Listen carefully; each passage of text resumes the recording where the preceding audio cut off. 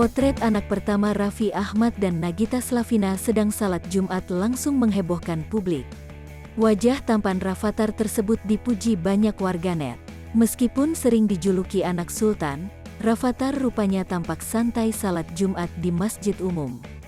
Momen itu terlihat di unggahan akun Instagram @raffinagita1717, Jumat, tanggal 7 Januari tahun 2022, di mana Rafatar begitu santai berada di tengah banyak orang.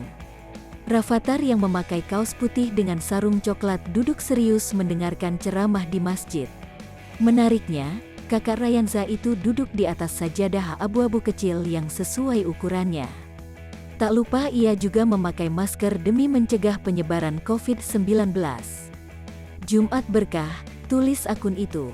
Melihat tampannya Rafatar pada momen salat Jumat, banyak netizen langsung membanjiri kolom komentar unggahan itu.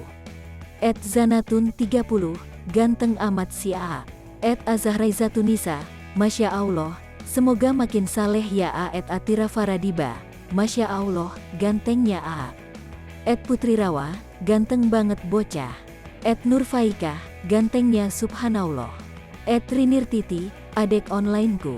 Unggahan momen Rafatar tersebut pun telah disukai sebanyak hampir 240.000 orang.